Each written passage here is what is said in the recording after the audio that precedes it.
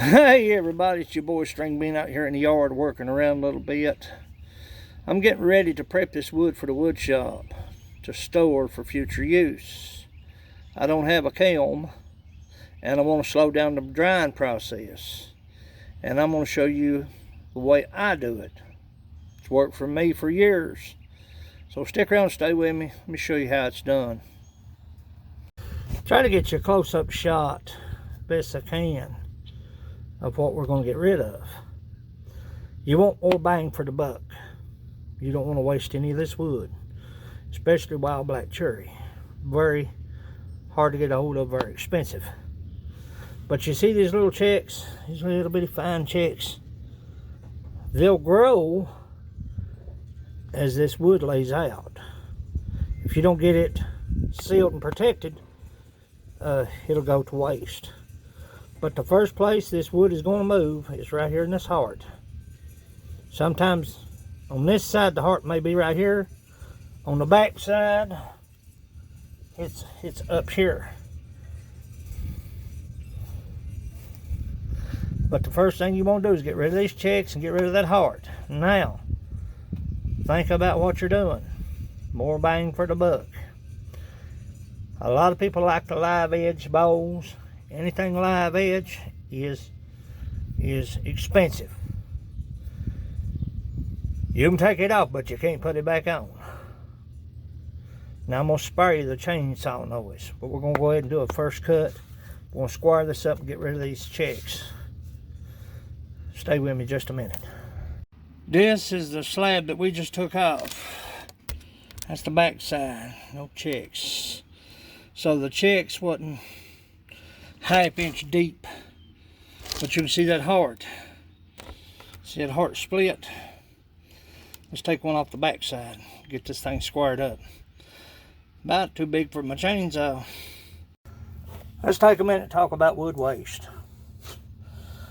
You want to get more bang for the buck, because wasting wood is wasting money. So when I look at a piece of log and decide to put it up, put it away, seal it, slow down the drying process, I'm thinking of what that log is going to be. Now, measuring this log, it's 16 long and 17 through. My lathe only holds a 12-inch diameter piece of wood. That's the bottom line. So I could easily dissect this, and like I said, leave the bark on, because you can take the bark off, but you can't put it back. And a live edge is expensive, especially black cherry. So what I'll do is I'll dissect this again. We'll cut the heart out and get it prepped up for sealing. Stay with me. I've got this cut exactly 8 inches. Exactly 8 inches. That's a good chunk of wood. There's 2 of them. What I'll do now is I'll take the heart out of them, and out of both these, and show you how I prep up for sealing. That's a good chunk of wood. Stay with me. What I look at is more bang for the buck. What's the biggest seller in my shop? Beer steins. That's my biggest seller. Probably sold 80.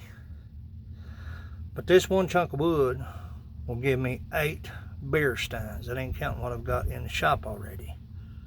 I've got 5 in the shop already sealed for future use. That's what I'm doing to this. But nevertheless, somebody wants a, say, a 11-inch live edge. I've got a chunk of wood over there that's 2 foot. I'll mill it in half, do the same song and dance, but I'll cut it 12 inches. You can always take away, but you can't add to. So stick around. Let me get the hearts out of these, get these in the shop. We'll head in the shop and I'll show you the rest of the process. Let me quickly show you the hearts of these. You'll know why. That's one, that's two. Get rid of those. Now that I've got all this wood lugged into the shop, whoo baby, we're going to start the process of sealing this wood. And a lot of people say, oh, you can use latex paint, you can use acrylic paint. I've tried paint. It's a no-go for me. I can't afford to lose any wood. This is part of my income, and throwing away wood is throwing away money. So I'm going to stick with what works for me. You stick with what works for you. But I've done this for 7 years, and it's never failed me.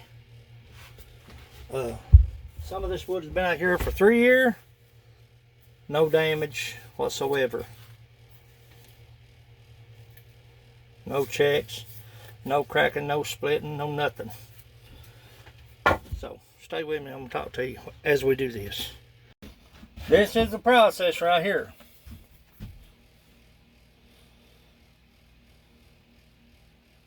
What I've always used.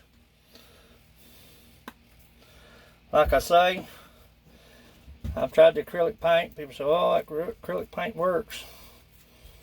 I had a load of cedar. I'd bartered off of a fella, and went and bought me a gallon of acrylic paint, green I believe it was, and lost a whole lot of cedar. Stick what works, a little on the expensive side, but what is a 36 ounce of glue compared to losing wood?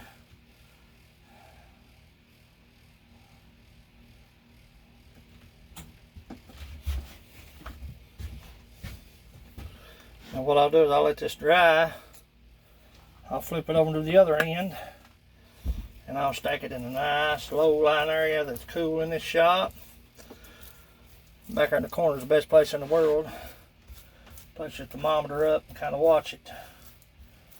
Now, having said all that, we cut the heart out of this wood. Here's a prime example. I don't know if you can see it or not, we cut the heart out of it. The only thing you got to worry about is checking. That's what that glue stops. This is going to dry. It'll dry from this area here because you're going to have both ends glued to be sealed. So this is the only place it can disperse water. And there's not going to be any cracking here because we took the heart out. That's the purpose of removing the heart. It moves in the heart. Get rid of the heart. Starts checking, get rid of the checking. This is the best way to do it. Be sure you glue, like right here, see a spot. Glue your bark on, because it'll start to peel from the edges if you don't glue it good. I'll let this dry, flip it over and do the other side. It's your boy String Bean. This is how I prep wood for future use. Thanks for watching.